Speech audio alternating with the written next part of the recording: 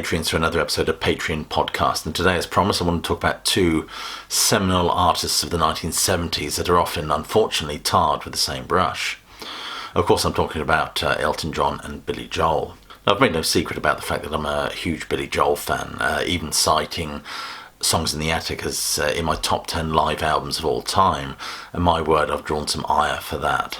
But I do think he's rather unfairly tethered to Elton John, and those sort of joint tours that they've done certainly haven't helped that cause. But I think he's written songs of exceptional beauty and profundity, from the interesting vignette of barroom life that is Piano Man to the very Ray Charles infused New York state of mind.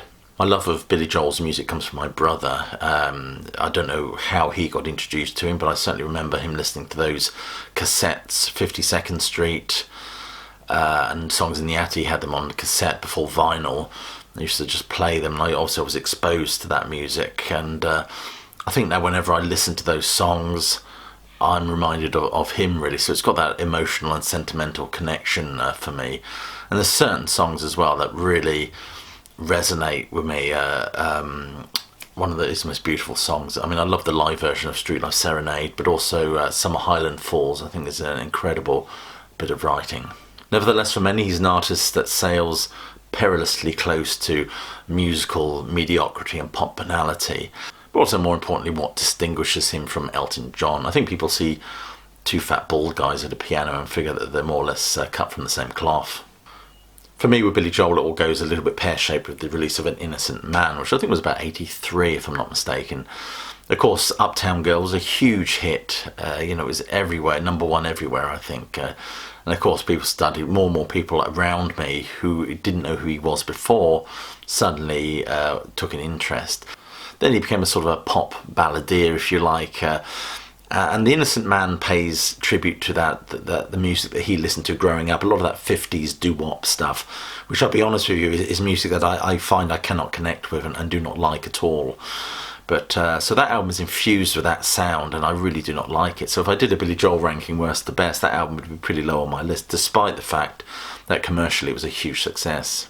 I mean, previously he played, on the previous albums, of course, 52nd Street was very jazz-infused. I think that's sails close to being my favourite album by him. Glass Houses, of course, is very rock and roll.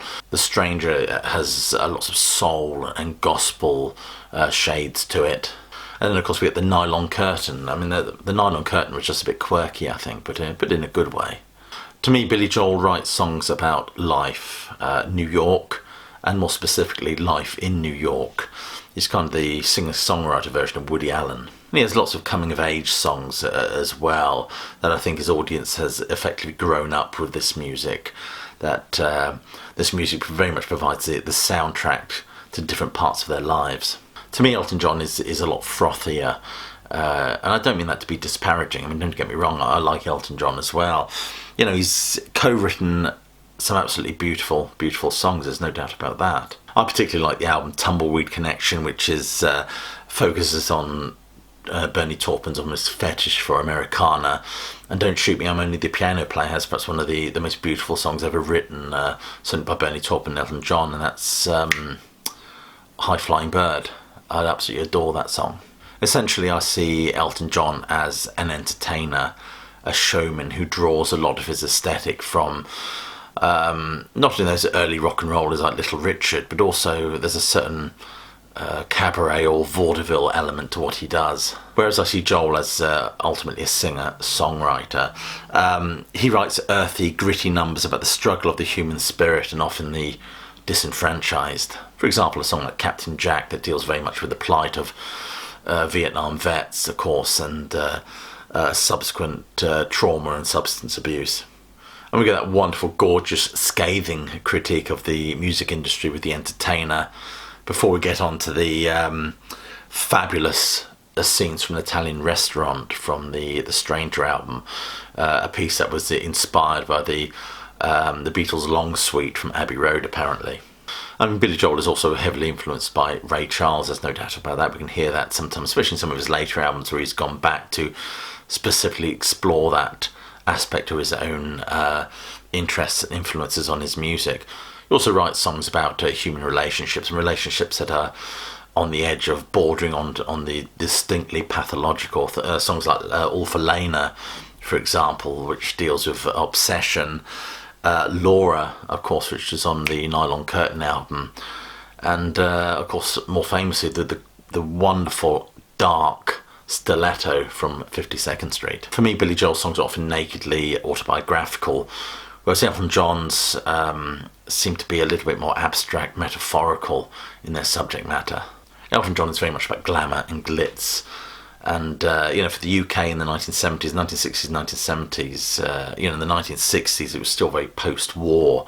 Anything outside of London was very grey and dour. And in the 1970s as well, people on industrial strife and 3-day weeks and things like that. So Elton John brought a little bit of sparkle into the lives of a lot of people. I think he's been described by one critic as a UK pop trollop. But I must admit, I love his voice, especially on those earlier records. I think his voice has changed a lot as he's gotten older, of course. As Rocky famously says, time beats us all in the end. But his voice on those early albums is absolutely incredible, I think. I'm also a big fan of some of the psychedelic stuff that he did on his first album. I think that's really, really interesting. To me, Elton John is flamboyant with the lyrics and the music, I think, often wrapped up in all that glamour and glitz of the oversized shoes and shades. You can't imagine Billy Joel performing something like New York State of Mind or Allentown wearing a Donald Duck costume.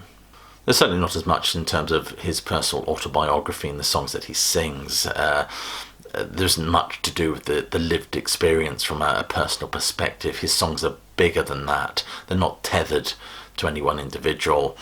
They deal with the metaphorical and the abstract. Even perhaps a song like Candle in the Wind, perhaps one of his most famous numbers. Interesting tribute to Marilyn Monroe, of course, but I think more importantly, rather than it contain any elements of psychological realism, it's a song very much about hero worship, I think. I think a lot of this might do with the fact that his songs are collaborations, which is another interesting point to make a distinction between Elton John and Billy Joel. Elton John's songs are essentially a collaboration. There's much less of the I or me in these songs because of that, whereas Billy Joel is the complete opposite. To me, Billy Joel is a journalist, whereas Elton John is a fantasist. And again, I don't mean that disparagingly. Whereas Joel vividly relates the stories of life experience in real people, the songs that Elton John sings merely invents them. So Billy Joel very much traffics with the real and the lived human experience, while John leaves more room for fantasy and a universal, general, imagined experience. That's my assessment of these two artists, two great artists in my opinion. I am an Elton John fan. I've got a few of his albums. I tend to favour those early albums. But the same with Billy Joel, to be honest with you. I've not listened to a lot of stuff Billy Joel has done after the Nylon Curtain album, although I did have the Stormfront record. I like that one. Downeaster Alexa, I think that's on there as well. It's a great record. Saw him on that tour actually as well. Anyway, I'd like to say thank you for watching. Thank you for continuing to support me as a Patreon. It means a lot to me. It obviously means that I can make more content for my channel. And as always, I'll say I hope you're all staying safe and keeping warm and that you keep listening.